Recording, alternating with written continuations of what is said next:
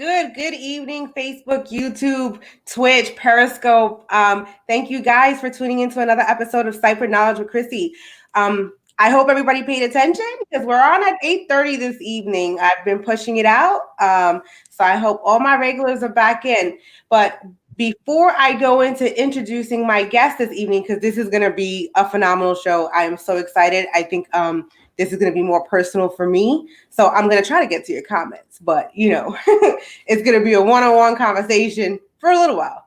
But listen, I wanted to remind you guys that starting January 2021, you will see me on YouTube only exclusively. So I need you to head over to 2M1L Media, subscribe, like, hit the notification button so that you can get all the notifications of when I go live. We will still be on Facebook, so you'll get some content, all the great stuff, but make sure you go and do that. All right. With that said, I want to go ahead and introduce my guest this evening, Seth Miller. Welcome to Ciphered Knowledge. Hello. Thank you for having me on. Thank you. Very honored. So, we got a hello here. Hey now. That's Mama Dukes though. She got Mama.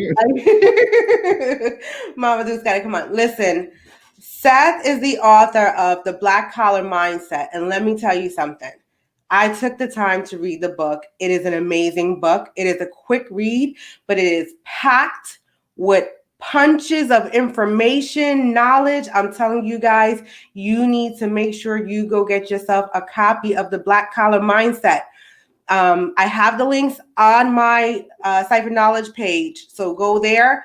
I'm also contemplating if I'm going to give 2 of those away this evening. Depending, we got to see what's going on. I want to see the feedback. I want to see the interaction. And if we get enough interaction, I think we're going to go ahead and get that going. So Seth, I start with the same question for all my guests that are on the show, and it's usually based around what we have them on. So my first question for you is, what inspired you to write The Black Collar Mindset? Like how did Seth become the guru of it all? Well, first of all, that's a good question.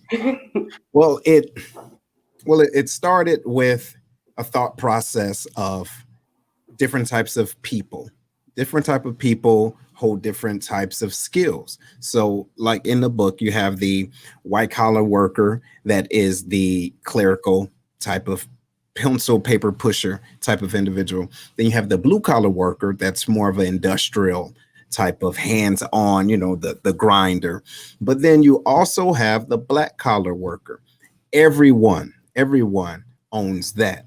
And the color black represents what you see when you close your eyes and you think about what you want to do and what you want to be and working in that direction. So you can have a blue collar or a white collar, but that black collar mindset, you can do everything that you need to do in order to do what you want to do later. So that's where that kind of came from. See, so did everybody hear that? Did you get that? Did you pick that up? I'm telling you, from the minute you pick up this book, that's the kind of information you get.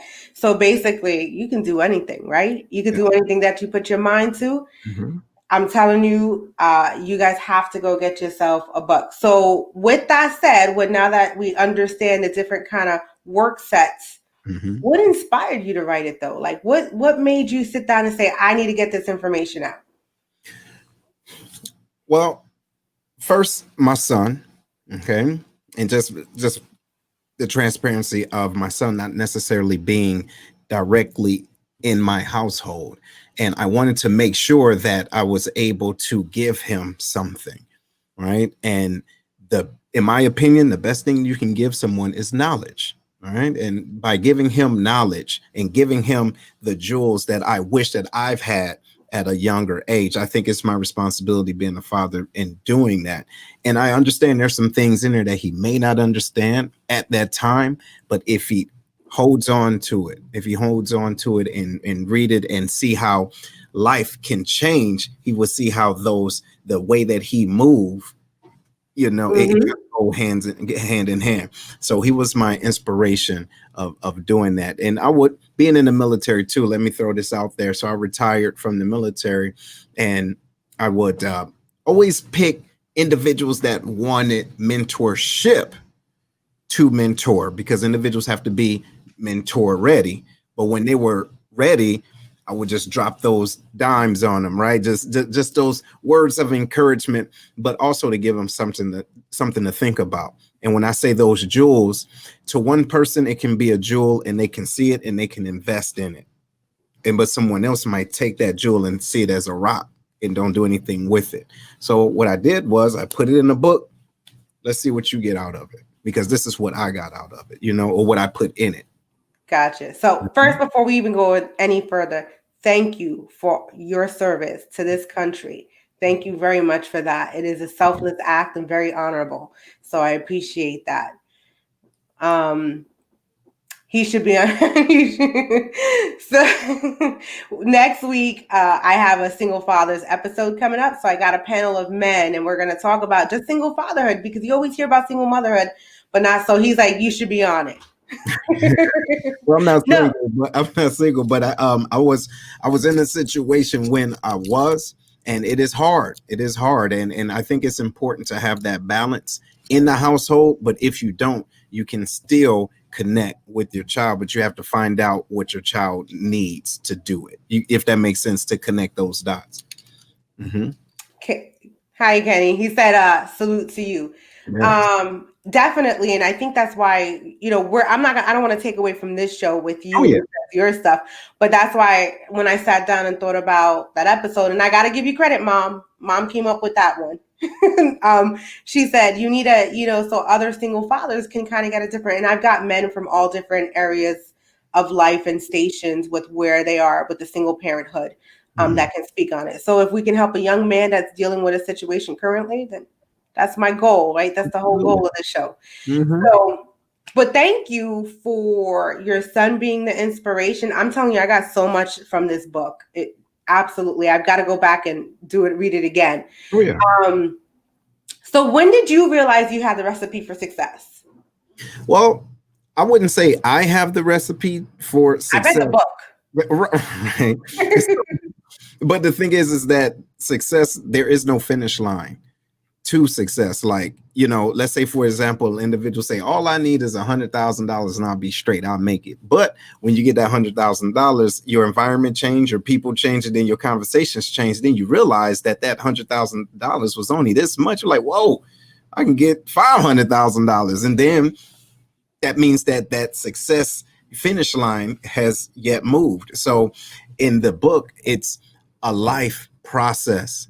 It's the journey itself is successful, right? Because I'm able to look back and say, oh, that's what that meant. Cool. So the success is me being able to go through something that may not have been the best situation. Okay. But then the next part of that cycle is me learning from it. Like, that's why that happened. But to finish that is being able to teach someone. So you go through something, you learn, and then you teach. So you have individuals that's going through the same mess over and over again because they're not getting it. Like, you're going to keep going through this until you get it. And then once you get it, got it, and then you give it to somebody else, right? But if you don't get it, you're going to wonder why you're still going in circles. You see, and that's in every aspect of life. Absolutely. Absolutely. So that's the success. The success is going through that journey and being able to pass it on. And then another key is watching those individuals that took your information and did something better than what you did with it, because I went through these potholes so you didn't have to, right? And so now I'm giving you this information. Now, if you're avoiding those potholes, now you have more energy to surpass me. That's my goal. Don't be like me. Be better. Exactly. And be the better person. Yeah, I have a little quick story with that. Yes. You have to learn from your experiences in life. Absolutely. I was an EMT before I was a nurse, and one of my professors acknowledged that I was really good at like sharing information with people and them picking it up. So he was like, I need you to take these 3 students and I need you to tutor them. And I was like, what are you talking about? And he was like, no, I need you to tutor them. Fast forward, we're all sitting for the same exam, same time. And all 3 of them came out and passed. And all 3 of them passed with a higher score than me. I was like, wait a minute, hold up. Mm-hmm. But it was still very rewarding Yes. to see that. Very inspirational, like the no end statement. So absolutely. And another friend of mine tells me that all the time. He's like, I'm like, oh, I got a new job and I'm doing this. He's like, and in 2 years, you'll be doing something else. And I'm like, what are you talking about? He's like, that's Chrissy. That's right. Yeah. Mm-hmm. So there was 2 great acronyms in the book. Mm-hmm. One of them I fell in love with, and I'm going to have a hard time implementing. The first one is wait. What does that mean? All right. So the wait stands for why am I talking? Okay. So you need to ask yourself before you say something silly or out of line, or if you're in a situation where you're not the quote unquote smartest person in the room, you might want to stay in that room, but hush your mouth. Get up. I had to learn that you don't always have to say something. Chances are whatever's on your mind may be on everybody else's mind too. And the subject matter expert in the room is going to tell you what it is. So just ask yourself, why am I talking? Do I need to say something? Chances are, no, shut your mouth. Then you may have individuals that have a certain way of thinking. Think about it right now. There's people in the world right now that thinks a certain way for whatever reason. We need to understand that we can save a whole lot of time and energy not trying to convince a fool that they are a fool. Right? So you ask yourself, and yourself say, why am I talking? And then you and yourself say, why are you talking? So shut up, sit back. You're not going to change someone else's thought, right? You're not going to change. So chill out. If your information is not being accepted, right, or absorbed, why am I talking? Do I really need to say something? Because when I leave, this person is still going to be a fool. Okay. I knew there was a fool when I got there, and now they're still going to be a fool. So let me chill out and just enjoy the conversation. Absolutely. So I say I have a big problem with that because, like you said, when you're in a room, and usually the one who's instructing the room. So I was in a meeting, one of our nurses' meeting. We're learning new software, and I'm pretty good with software. So every time she would go to one slide, and right before she went to the next slide, I would raise my hand and go, but wait, what about this, this, and this? And she's like, Chrissy, it's the next slide. So I was always, but I looked at it, I thought it was a positive because I looked at it like, well, that means I'm a step ahead. That means I'm thinking. That means I'm forward thinking. I'm a critical thinker. But no. Nope. No. And that's the deal. So you need to think about, how do you want people to remember you? All right. That's one of the most important things. And then people don't remember what you say. They don't care about all those questions you're asking. They care about how you make them feel. Okay. So when you're in a situation to treat someone a certain way, do that versus being the smartest person in the room. Because if you're in the wrong room for real. Why are you there? You dig? So that's the overarching thing. Treat people with respect, hush your mouth, listen to them. And then you realize I really don't need to say anything because they're not taking whatever I have. Or that's exactly what I was going to ask. All right, cool. I just saved some embarrassment because by you raising your hand and this person said, look, it's coming. So now, low key, you're disrupting. You get what I mean? So yeah, it can go so many different ways. I would literally have to sit on my hands. The saying, sit on your hands. I would literally have to sit on them as a mechanism to remind myself to shut the hell up. Yeah. Because that was one of my things. So Simone says the wisest people are the ones who listen, not the ones who talk so much. Right. Absolutely. So the second acronym you have is POP. What is that?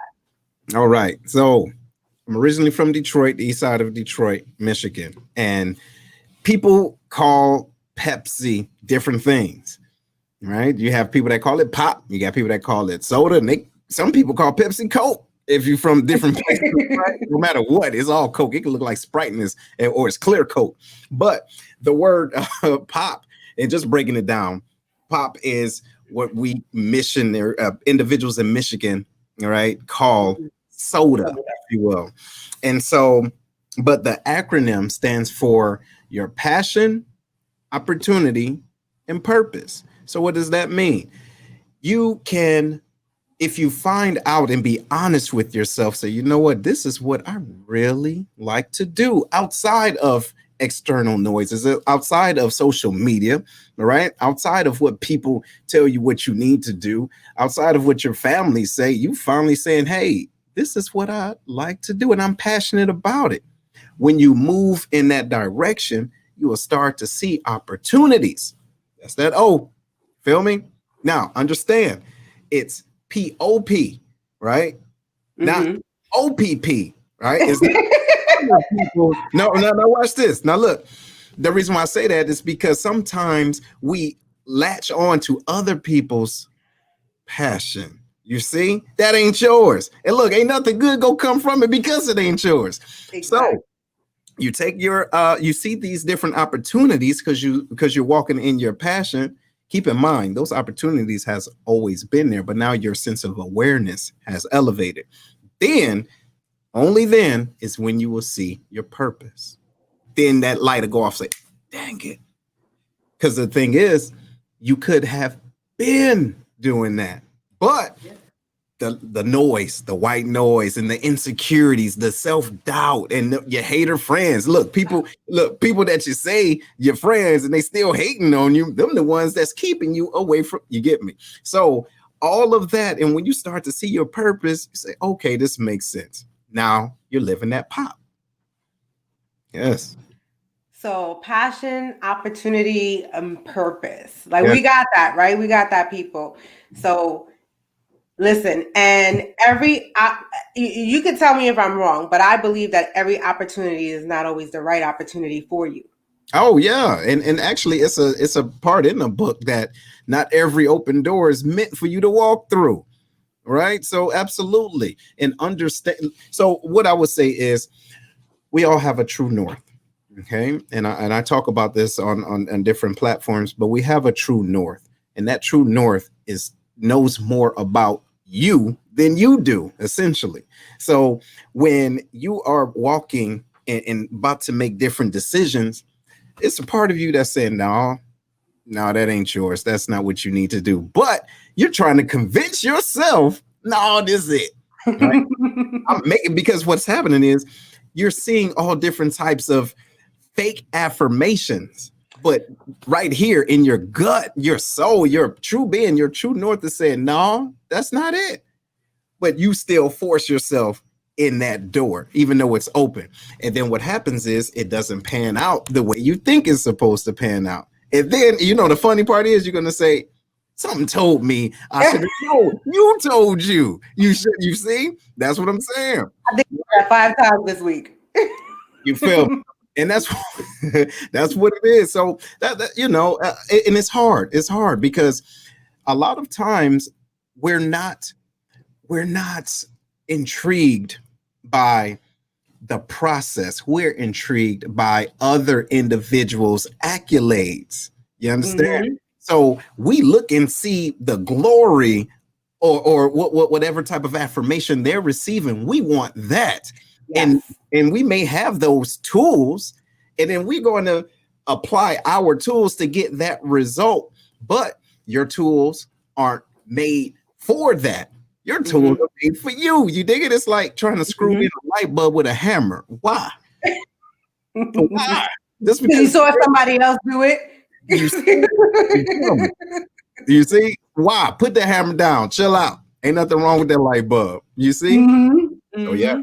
Mm-hmm. Absolutely. I feel it. And then I also think what also happens too, right, is you're looking at somebody else's purpose and opportunity and passion. And that's, it's OPP instead, right? And so you're grabbing onto that. And then when it doesn't pan out, you now are bitter for the person that it did pan out for. Because you're like, why not me? See? Oh yeah. Mhm. Oh, it happens and it hurts. It hurts. But you know what? It hurts so good because you need to know it wasn't yours in the first place. That's what you're feeling. So a lot of that also, that bitter feeling, that's ego. You see? Oh, hey, see that? That's ego. So we want that, those basic needs of being appreciated and being loved and all that. We want that. But a lot of times we don't want to do the things it take to get those things because it take work. It takes Mhm. real work. And so what we do is essentially cut corners, right? Yes. We see other people doing things. And so we think, oh, all they had to do is do this little program. I'm going to do that and I'm going to double my money. Boom. It ain't happened. Now you mad. And then theirs are doubling and you low key hating on them. Why? That's how Mary Kay works, Pampered Chef, all of those pyramid things. I do want to read Eric's comment only because he took the time to type it. Oh, yeah. So I Yeah. want to take the time to read it. He said, mindset is everything. It's so common for people to either keep themselves from pursuing an opportunity for success, and then there are those that allow others to prevent their own success. Yes. Yes. Yeah. Absolutely. Absolutely. And I also do want to give a shout out. I do have some friends on there. I see y'all watching. Look, I appreciate y'all. Look, thank you. Share this too, because it's some good stuff. It's some real good stuff. But thank y'all for watching. Yes, thank you guys for tuning in. I know you're not here for me, you're here for Seth, but it's all good. No, I love this. This is good. So that kind of segues a little bit into the next question. And you and I talked a little bit offline, but we can kind of get a little deep on here with it, which is you talk about admitting, your mistakes. And that's something, was that something that came easy for you? Or did you have to work on that? Was it like, no, I know I made a mistake, I'm good, I can accept that? Or was it like, no, I'm not a mistake maker? I think that, and now I remember answering this and it was easy. I think it was easy because I had to gain the sense of enjoyment of failing quick, if that makes sense. So when I fail quick, I get up quick and then I keep on going. But in order for me to keep going in the right direction, I have to admit, I was wrong. My bad. That didn't work out. But I don't sit there and dwell on it. You understand? So that's what made it easy for me. So if I stepped in something, right? If I did something wrong, even though my intent was not to hurt or to discredit anybody, but I stepped in something, I'm not going to sit there and analyze and sniff it and wonder how blah, blah, blah. No, let me correct it. Admit my fault, but let me keep on going. And then also with that mistake comes actionable, deliberate things to do to rectify that mistake. So if I'm truly sorry, let me keep it moving and move in this direction. And then so I don't have to keep going back to you and showing you how sorry I am or how much how wrong I was. Just watch my actions because I'm going to keep going. So I was talking to my girlfriend about this last night because I knew we were going to talk about this, and it's one of the areas that I have the most difficult in. But what I explained to her, and she agreed with me, maybe she was just yesing me, but I feel like being wrong and making a mistake are two different things. Because I feel like being wrong is you didn't have the knowledge or the background information and you were wrong in whatever the situation or assumption was. A mistake is you kind of have some knowledge going into it and probably know better and still went ahead and made that mistake. Okay. So that's just and I think that's just me getting away from the fact that I hate to admit when I make a mistake. Now, did that make you feel better? That make you feel better? Okay, well, look, roll with that. Because I feel like I'll admit when I'm wrong. I'll be like, oh, why? You know what? And the reason why is usually I won't speak unless I know what I'm saying is true. Right? I am very prideful in my information and knowledge. So I won't, if I don't know it, I'll be like, you know what? Even as a nurse, if a patient comes up to me and they're like, oh, this medication and I'm like, you know what? I don't have any experience with that. Let me research it and I'll get back to you. But if I know, then I'm like, so I don't speak unless I know it to be fact. So I think that's why I'm more comfortable with saying, I'll admit when I'm wrong, because I don't talk if I don't if I don't know it. But making a mistake, I feel like has much more of an effect. And I think because when we spoke offline about it, I said I feel like making a mistake is setting me up for failure, and then I in turn failed, and that's where I have my issues more so with being a failure, like failing in anything that I've done. Mm-hmm. So with that being said, failure is based off of your perception, not just your perception, but also your actions after that. What do you attach the word failure to? Do you attach it to a isolated incident, or do you attach it to a person, right? Or do you attach it to an economic status? You get what I'm saying? So what that mean, what failure can mean different things for different people. I love to fail, but I love to fail quick. You feel me? Because that lets me know that I'm shooting my shot. You get what I'm saying? Mm-hmm. If I don't shoot the shot and miss it, I won't know how to adjust. I wouldn't know how to recalibrate. You understand? Mm-hmm. So give me all the failures because my goal is to win, but let me fail while I'm practicing. See? Gotcha. Let me Yeah. fail Gotcha. while I'm practicing. Let me fail while I'm trying to get everything good and going, but I'm failing forward, failing quick. You see, you have to do that. Get up quick. And like I said, if you step in something, you don't sit there and smell it like, oh Lord, you know what? I knew. Look, my mama said I wasn't gonna be right. Listen, stop it. Get up, go on about your business, and keep it pushing. So that's what I think. So I think the failure for me comes from the fact that I was a very young mom, right? Mhm. I was pregnant at 14 and had my mom I had my baby at 15. Okay. And everybody basically like I wasn't going to amount to anything, right? Like you weren't going to be anything, you were going to be a failure. So I think since such a young age, I was always fighting to prove I'm not a failure. No, I'm a success and I'm always going to be a success. And I mean, thankfully so, I am a success story. But it's always in the back of my mind. Mm-hmm. Like it's always there. Like, even if you don't know me, I'm like, you already think I'm going to fail. Like, so I know we say the biggest lie we tell ourselves is we don't care what other people think about us. And that's the biggest lie we tell ourselves. Mm-hmm. So that's why I took that out of the book and I was like, we have to talk about the accepting the mistakes that you make. And you know what? I'd not to cut you off, but I do want people to understand this.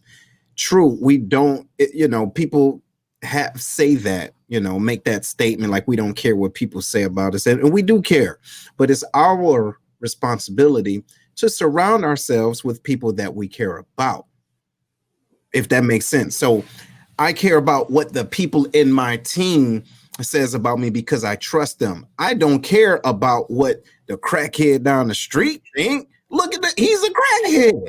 What is the crackhead go tell me? They don't crack.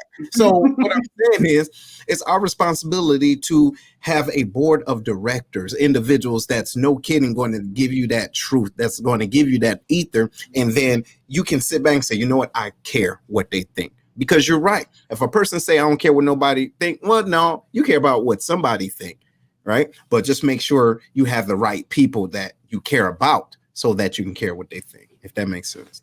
No, it absolutely makes sense. And that definitely comes with wisdom and age and experience. Because, being young, that's not that is not where your mind is going at all.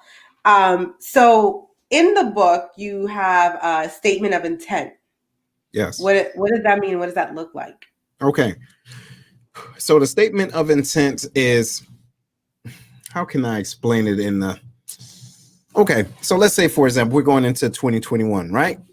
And a lot of individuals have vision boards, if that makes sense, and things how they want their life to be, how they want their next year to be. But what we have to do is ask ourselves, what are we currently doing or not doing that is preventing us from getting to where we want to be in next year?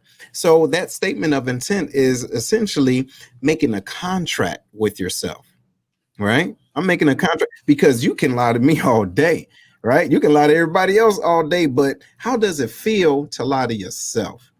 And then you're writing it out. This is what I want to do by this amount of time. It's measurable, right? It's something that you're putting time to this. Realistic. Also, like you don't want to lose 15 pounds in 2 days. That doesn't make sense.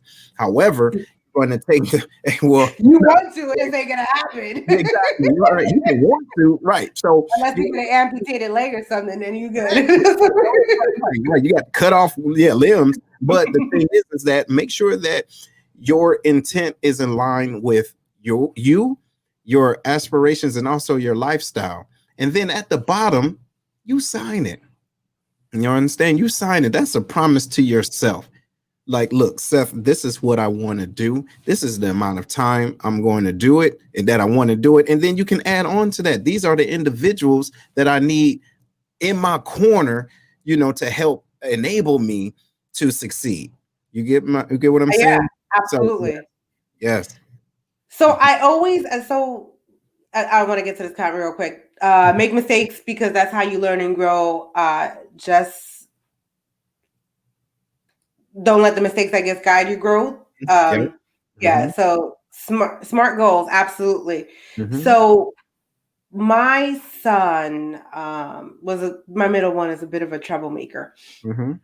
And I used to say to myself, like, these contracts, like those contracts, like, right, the statements of intent, like, I mean, you can still do them, but are you going to follow them, right? Like, this is just me being the devil advocate, because I told you I love the book. And then, so I had my son in a program where they put him under a contract. Like, you had to go to school and you had to do this other stuff and everything. And then at the end, you reap rewards or benefits from achieving those goals that they set for you and you following the contract. I was like, this boy ain't gonna follow nothing. You making him sign a piece of paper. You just decided it because you told him to sign it, right? In my head, I'm like, he followed that contract. See? And it blew me away on how writing down on a piece of paper and then having him affirm to it. That's what it's about. That he was going to follow through. And I was just like, because I was kind of like, but then I look back on my journals and stuff like that. And I found my journals from 1994. Ooh, God. And there were statements that I made in there. One of the statements that I found was after my grandfather passed, and I said, I'm going to become a nurse like I promised him. Period. And that's the point. So part of those affirmations or your contracts, your letter of intent, you have to know your carrot. If that makes sense. You need to know what moves you. That's why me being an accountability coach, I can only hold you to what you're going to hold yourself to. You get? So it's like, I can give you tools and everything, but what's the point if you're not going to use them? You place what's connected to you, right? Because my mother passed away last year, and actually, as I was writing the book, I wanted to finish up because she passed from cancer. I wanted to finish up just so I can hand it to her. Even though I was not able to do that before she passed, she was an anchor in me to let me know to keep going, because she wouldn't want me to stop anyway. You get what I mean? Yeah. With that goal, whatever goal it is that we want, we need to know our carrot. What is that we're going to use to keep us motivated? All right. So even if it's losing weight, you need to, like, for example, if this works for you, get a dress or get some pants or get an outfit that you don't currently fit, that you can't fit. But you say, you know what? When this Rona died down, I'll tell you what, I'm about to look fly. Now, It's going to take a minute, but you can see it, right? You can visually see yourself wearing that outfit. That's your carrot. You see? So it seemed like your son he had a carrot that you probably didn't know he had. No, yeah, but after he ate that carrot, there was no other carrot. See? Yeah. That was it. We were done. And it was like, nope, he kind of figured out how to, but it worked. It worked for what it needed to work for that moment. And I say I don't do it, but when you sit down and you write your task or your things to do list, that's it, right? Because you're telling yourself, these are the things I need to do. These are the things I need to get done.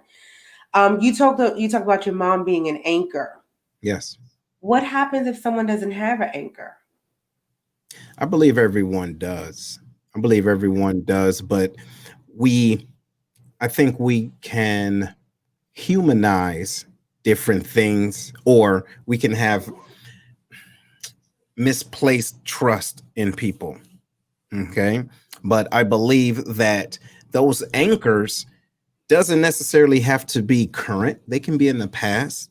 They can be individuals that, are like a mentor or a place in your life, or a situation that you aspire to be. That's an anchor, So unfortunately, not everyone has a person, but it can be a place. It can be like a position. Like, for example, you being a nurse, look, that's what I'm going to do. Now, you had more from the promise from your grandfather, but still, anything can be an anchor, but you have to hold yourself accountable in doing that and going back to and reflecting, right? Going back and reflecting. Yeah, absolutely. So that's good. That's a good point, because when you said it, because, I feel like I don't have much of an anchor, and I'm an open book. My regular viewers know that I tell my truth. You'll always get my truth. So I don't feel like I have much of an anchor. But going back to those journals and then finding that statement that I made, I was like, you know what? He's always been, even though he's not currently here, he's been my foundation, right? He's been my solid ground. He's been my rock that I stand on, no matter the situation. So there's definitely people there. So time management is something you say doesn't exist. Yeah. We got to talk about this because I pride myself in time management. Okay. All right. You ready? I'm ready. Let's go. All right. You got to watch on right now, right? You got to watch on? Yep. Got to watch on. Okay, cool. All right. What time is it? I got 9:07 Eastern time. All right. 9:07. All right. How many seconds? Oh, I don't freaking know. You ain't got it? I ain't got it. I got 2. Okay. And it's almost 9:08. Okay. Oh, shit. That's okay. Your stuff kind of. Keep going. All right. So basically, you can look at time. All right. You can tell time, but you can't manage it. You can't manage time. But what you can do is influence what you do within that time. So when individuals say, well, I got great time management skills. No, you can't do nothing with my clock or my watch that different than what I can do to it. But when individuals say, well, look, I don't got time to do this and that. And, you've heard this whole story. Well, you got 24 hours in a day and look what Oprah do with her time and look what you're doing with your time. Right. So time management, if you will, the reason why I say that doesn't exist is because you cannot manage that, but you can manage your tasks. You can manage you can say, hey, this is this priority and this is this priority. If I spend too much time on this, that is really not a priority. I won't be able to put time and effort into this, which is a priority. So you have to manage your thoughts. You can't manage time. You see, you can't. Why? Because watch this. If you wake up, it's a blessing. So that's giving you another opportunity to go harder than you did yesterday because something in you felt as though you did enough. All right. So I say something as a hospice nurse. That's opposite of that. When people say, you woke up this morning, it's a blessing. I'm like, you just woke up one more day closer to death. Oh, that's but it's true, but goodness, what is she doing? You said this at Hopkins? Listen, we have a morbid sense of humor. We've got to be able to process, and we deflect and we use morbid humor to do all of that. Get in the circle, because that sounds horrible. And look, I try to encourage everybody, like, no, hey, you're getting closer to, good book, right? No. That's my little joke. My medical director would be like, Christina, is the patient dying? I'm like, well, we all die. And we all woke up. We were 1 more hour, 1 more day. Goodness gracious. It's just the processing. But that makes sense. I also feel like, right, so like I can plan out my day and be like, I'm going to get all of this done.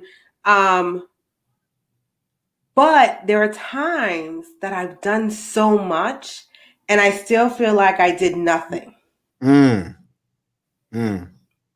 And then there are times that I haven't done enough and then I get paranoid at the end of the night. Like I let this whole day go by and I did nothing. Okay. But I do think, like, as far as, so with my job with hospice, when we go into patients, we talk about time management, right? Because you got to see a set of patients. You've got to be able to go into the home, do what you need to do, and get out of there, because a family member can keep you for hours. That's right. Right? Because they want you there because they feel so much safer with you being in the home than you walking away and leaving them. So you've got to be able to delegate that time and be like, okay, I know when I walk into this person's home, they're the type that's going to want to keep me talking for an hour. I got 30 minutes. I need to get in, get done what I need to get done, and how am I going to walk away? So I've always prided myself on being able to delegate that and be able to delegate the time and walk away when I need to. You're making me think all outside the box. You should. That's the whole point. You know what? But you know what the good thing is, and what you're essentially talking about is boundaries. Okay. You have to set boundaries on your time, because again, I say this a lot, but the standards that you place for yourself will teach other people how to treat you. Yes. Right. But then those same boundaries apply to you, so that when you lay down that night, before you lay down and you look yourself in the mirror, you can say, I got it in today. You get what I mean? But you have to set that boundary in the morning. Say, no matter what I do, I'm going to knock out, bow, bow, bow. It could be 3 things. It could be 1 thing. As long as you set your boundaries and set that time frame up to attack that 1 thing, you can wake up the next day and say, you know what? I got it in yesterday. I'm good. And I can use this day and do whatever I want to do, or however you set those boundaries. So you don't. So it's a difference between being, how can I say this? Busy and productive. Okay. It's a difference between being busy and productive. I can say, I'm busy. I'm doing this and this and this. But what are you really doing? What are the things that you're doing? How are those things bringing you closer to your goal? Are you busy talking on the phone with a cornball for 4 hours? No, seriously. No, you're right. You know what I'm saying? Like, are you busy on Facebook with talking with friends that's really not your friends anyway? You see, are you spending time, effort, wasting your water, like the plastic plant? Like, we'll talk about that. Are you spending your time on some things that's not in line with your goals? So yeah, you busy doing nothing. And then watch this, got the nerve to burn calories doing nothing. So why don't you do something productive and burn calories at the same time? Well, listen, if I could do nothing and burn calories, I'm not going to complain. Right. That's only because I work out. So I get the whole gist of it. So there was, so you talked about the watering the plant, and I do want to get to that. I didn't even put it in here, but thank you for bringing that up. I do want to touch on these 2 though, because I pulled everything out of the book that I felt like was personal to me. Okay, good. That it touched me, because when I was reading the book, I found myself, I went and made the Amazon. I don't know if you saw my Amazon review. I put it up there, right? So I made sure I went. And I was like, when I was listening, because I told you I had to play on audio. And when I was listening to it, I found myself like, yup, yeah, hell yeah, oh my God. why this man right? Why this man, you know? And so when I would stop working out and take notes on a piece of paper because of things that like just touched me and hit me. And one of the areas, but before we go there, busy and productive is what I coach to every day at work. Absolutely, you're right. And if you work with them young ones, you definitely do. So you said that you should identify 3 people who help you grow. Yes. How do you do that? Because you can have people you think are in your corner, but aren't really in your corner. Okay. And so yeah. Okay. So that comes from the chapter of the book where I start by saying that not everybody in your boat is rowing. Okay. But you may have individuals that silently drilling holes in your boat. Okay. And it's unfortunate, but it's true. So when it comes down to those 3 people, not everyone in your, as far as your board of directors, will tell you the things that you want to hear. However, they're able to tell you things that you need to hear. And sometimes the things that has not been the most positive has been the most effective. You see? So you can write down and say, I remember this dude or this coworker or even an old supervisor that you couldn't stand. But that coworker or that old supervisor helped you to elevate. So now you can look back and say, because of this person, I realize who I don't want to be like. You see? So that's an individual that helped you to get to where you are and where you want to go. And you can always revert back. You know what? What would John do? Yeah, that's what he would do. I don't want to do what John do. Right. So I need to go and do that. So you can always reflect back. So using those individuals, how can you reflect back on the things that they taught you, right and wrong, but to make the right decision for you? Absolutely. And that's what I was thinking, right? When I was listening, I was like, all right, who's in my boat? Like, who's my people that help me grow? And now that you've even explained it even more, I had a VP when I worked for medical device company. I was a regional district manager, and I reported to the VP. Couldn't stand him. He couldn't stand me, but we had to work together. And there was one thing that he taught me that I take away with me absolutely every time and so grateful for. And that was, if you have a problem at work or in life with something that's going on, the process, the procedure, anything, that there is something going on that you can't fix, that it needs to go to somebody else to fix because you don't have the power to fix it, always make sure when you bring the problem, you bring the solution. Always. Don't go to them with and I've carried that throughout my entire career. So when if there was something they were changing with the nursing process at work, I would go, this isn't going to work because of this, this, and this. But maybe if we do this, and this, then it'll work better because I understand the process because I'm in the process, right? And that's how I would bring it back to my boss all the time. Here, I think we should do it this way. Because this and this. Yeah. Exactly. And they're more likely, people are more likely to listen to you because you're not complaining. That's the difference. Right? Yeah. Yeah. So I definitely look back, and that was a growing period for me. That was a growth. Couldn't stand him. Yeah. And look, you don't have to, because the book is really for you. It's a manual. It's your manual. It is yours. It's things that you can use to reflect on, say, okay, cool. And you will never forget that lesson.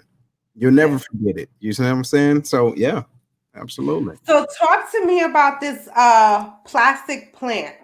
Okay. The watering the plant. Okay. Tell your story. All right. I loved it. Okay. So basically, this was years ago. My daughter was little. I was in the basement and just doing work, productive work, right? And so she came down with her toys and everything and just coming into the man cave. She should have stayed out. And nevertheless, she came down and she saw my dusty plant over in the corner. And she said, oh, she looked at it and everything. And she immediately went into the bathroom, got a cup of water and started pouring it in the plant. It wasn't real, but she started pouring it. I said, babe, wait, what are you doing? She said, oh, it's thirsty. I said, why? To myself. And then I'm noticing, oh, because it's dusty. Okay. No. And then so we had that conversation, like, yo, baby, this isn't a real plant. She said, no, yes, it is. And she was touching it. And that's when it dawned on me. So we had that conversation. Say, go upstairs, take your stuff, we're going upstairs because it hit me.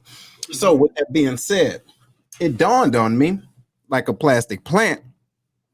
What we do is we water plastic plants in our lives because it look real. And what does that water represent? It can be your time, your energy, your love, your money into a situation, a person, an organization that won't bear fruit. Then when you get thirsty, you can't look back at that plant, because what happens if you water a plastic plant? It just evaporates. The water goes. There's nothing left. Right. But at the end of the day, nothing happens. You're making a mess on the ground, you see? And so, but when you're thirsty and you try to go back to that plant to see what it's bearing, it's not going to bear anything because it wasn't real. So we need to identify what our, how nourishing our water is, our love. Understand the power of your love and who is it for? Your love isn't for everybody. Your money isn't for everybody. Just because you got it don't mean you need to loan it out, right? Some people have a problem with that. The difference between enabling and helping people. Why are you helping, quote unquote, somebody that can help themselves? You're enabling and you're part of the problem. So stop wasting your water. Watch this. Stop wasting your water on the plastic fool. Because at the end of the day, who's the fool if you still pouring? You see, so it's ways to understand what's real in your life and what's not, and not wasting your water on something that's not real. Listen, I hope everybody watching took this all in, because I'm telling you, I mean, I read the book and just even going into conversation, I knew this was going to be a selfish conversation. I knew it was. Like, maybe that's why they weren't asking questions. They were like, we're going to leave this to Chrissy tonight. But before we go into the last question of the evening, I said that I wanted to give 2 of his books away, that I want to go ahead. But I need you guys, you know how I do my giveaways, right? I don't just give it to you. I want to see if you was listening. All right. So if you were listening, I need the first person that pops in on the comments that answers these questions correctly will get a copy of Seth's book, paperback copy. What does the acronym WAIT mean? WAIT. If you can be the first person to tell me what that means, you will win the first book. Okay. So while we're waiting for someone to type that in, I want to ask what I ask all my guests, which is, what one piece of lasting advice would you give our viewers? If you can only ever speak to them, and this is the last time you're ever going to speak to them, what information would you want to part with them that they can carry on? Enjoy it. Yep, somebody got it. Look at that. You got it, Dwayne. Yeah. Somebody put, why am I there? No. No, get it. But no, yes, enjoy it. And I mean the process. Enjoy the process. Enjoy even this situation that we're in with the pandemic and all the civil unrest and everything like that. Is not saying it's great, but enjoy what it's doing to you and what it's birthing, if you will, because being at home or just seeing the world change, being forced to change, it's enabling a lot of innovation, right? Some things that had to be forced to change into, but we were ready for it. So I encourage you all to enjoy the process of evolving, right? And transcending, because sometimes we would get comfortable, and moving forward and evolving and comfortability cannot operate at the same time. So there's times when you have to get out your comfort zone to actually become what you say you want. And it's another thing too. Don't say you want this, but you ain't ready to get this, right? Because it's like when you're trying to eat and you say you hungry, but you're not doing what somebody that's really hungry is going to do. Now you ask yourself, why am I talking? Let me just stop. Let me just stop. I really don't want this life. But when you're grinding and you're doing it, enjoy the grind, right? Enjoy the process, because you're going to evolve into something different and better in line with your purpose. So that's what I would say. Enjoy it. I mean, look, you guys just got a bunch of free information that people go to seminars and pay for. I mean, you guys need to watch this on repeat. We play all the time. I do want to ask my second question for that second person who can possibly win your book. And that is, what is a statement of intent? What is it? Right? So if you were listening and you were paying attention, you know exactly what that is. So I guess it's your girl saying ouch and yeah to the last statement. Yeah, absolutely. I was one of those that would be like, yeah, I'll do it. Yeah, I want to do it. Oh yeah, that sounds good. Oh, I've always had thoughts and stuff. And then I kind of just got propelled. Because I used to do radio podcasting a long time ago, and I liked it. I enjoyed it, but then things kind of, this man right here. So Wayne, you can't win 2 copies, bro. It's the same book. You want to give it to somebody else. You know what? Do you want to, I can't do that. You did get it in first before anybody else. I will let you pick who you want to gift it to. All right, we'll do that. I'll let you gift it to somebody. And then we'll talk offline and I'll let you gift it to somebody else. Because you don't need 2 books. Right? But listen, www.theblackcollarmindset.com, www.seththespeaker.com, right? I got it right. Look, you see, I was doing my research, yo. I was telling you. I know I didn't say that, but Dwayne, what do you need 2 books for? But I'll let you gift it. We'll gift it. You'll give me the information. We'll gift it to somebody else you think really needs the book, or would gain some information from that. I'm telling you, it's a great book. I will post Seth's links back up onto my Facebook page so that if anybody's interested in getting the book, you can get it either as a Kindle download, or you can get it as a hard copy, or you can even get a signed copy from Seth, right? So make sure you head over to his website, check it out. I want to thank you so much for being on this show. And besides, even above and beyond being on the show and sharing your information, I appreciate you. I appreciate how we kind of connected and collaborated. You came in at a perfect opportunity. I don't believe in accidents. No such thing.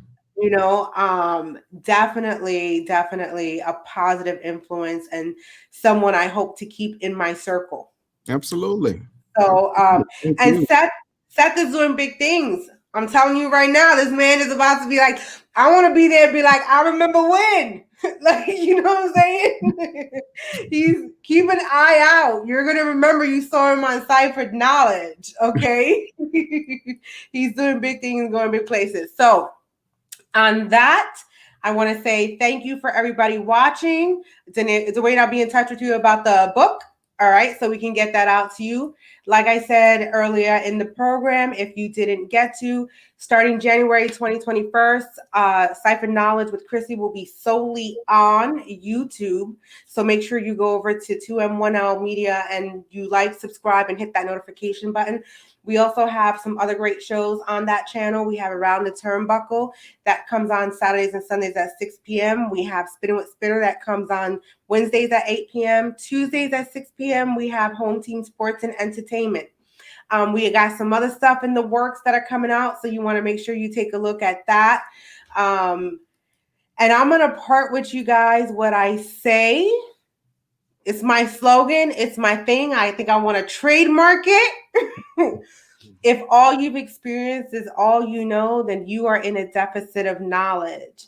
So thank you for joining the Cipher. Thank you for being on the show, Seth. I really, really appreciate you. Thank you.